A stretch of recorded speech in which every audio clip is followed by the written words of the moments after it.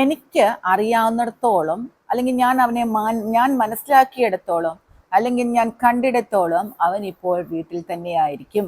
അതല്ലെങ്കിൽ പറയും, ഞാൻ കണ്ടിടത്തോളം അതെല്ലാം ശരിയാണ്, ഞാൻ മനസ്സിലാക്കിയിടത്തോളം എൻ്റെ പരീക്ഷ എളുപ്പമാണ്. അപ്പോൾ ഇങ്ങനത്തെ കാര്യങ്ങൾ നമ്മൾ പറയണമെങ്കിൽ ഒരേ ഒരു കാര്യം നമ്മൾ പഠിച്ചു വെച്ചാൽ മതി. എന്തിനാണ്?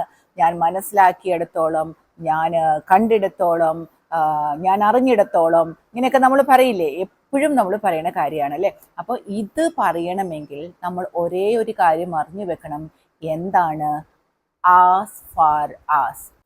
ആസ് ഫാർ ആസ് ഓർത്തു വെക്ക്. എന്താണ് ആസ് ഫാർ ആസ് എന്ന് പറഞ്ഞാൽ ഞാൻ മനസ്സിലാക്കിയെടുത്തോളം, ഞാൻ കണ്ടെടുത്തോളം, ഞാൻ കേട്ടിടത്തോളം എന്ന് നമ്മൾ പറയില്ല. എത്തോളോ എന്താണ് കേട്ടിടത്തോളം. As far as I understand, ഞാൻ മനസ്സിലാക്കിയിടത്തോളം.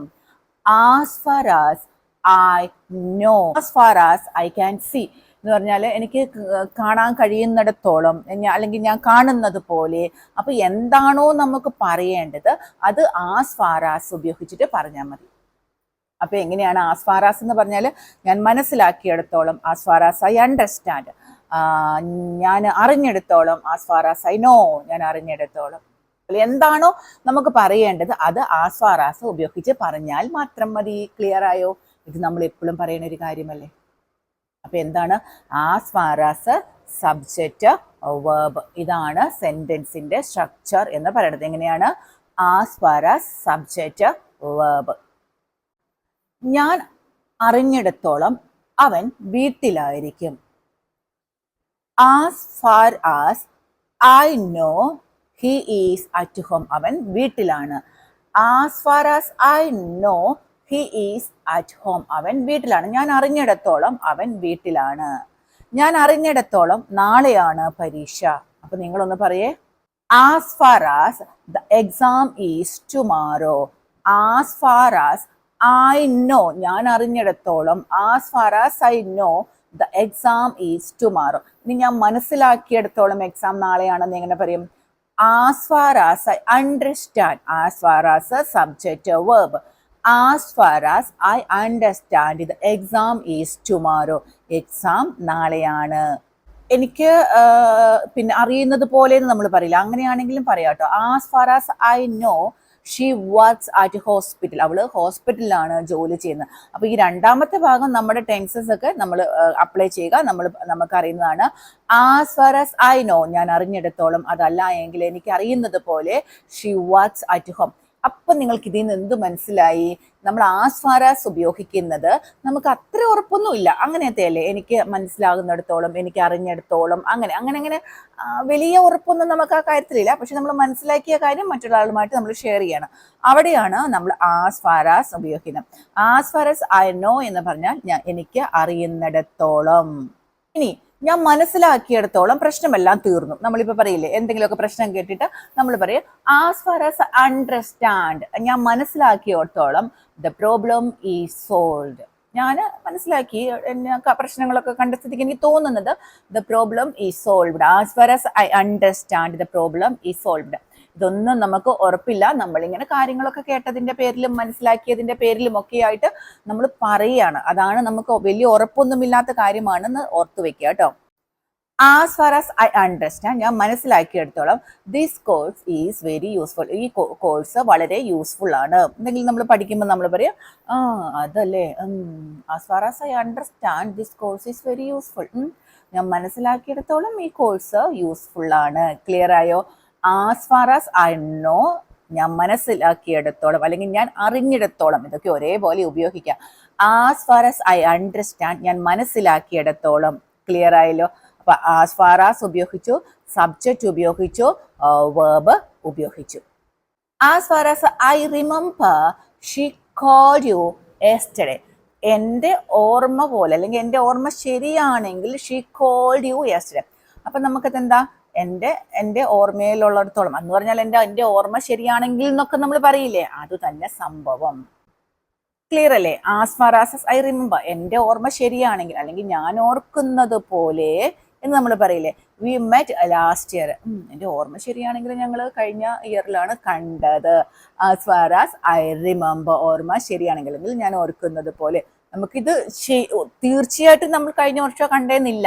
നമ്മുടെ ഓർമ്മ ശരിയാണെങ്കിൽ as far as I remember. As far as I remember the meeting was at 10 o'clock. എൻ്റെ ഓർമ്മ ശരിയാണെങ്കിൽ meeting was 10 o'clock As far as I remember, the meeting was at 10 o'clock. എൻ്റെ ഓർമ്മ ശരിയാണെങ്കിൽ മീറ്റിംഗ് 10 o'clock ക്ലിയർ ആയോ? ഞാൻ അറിയുന്നത് പോലെ ആണെങ്കിൽ as far as I no.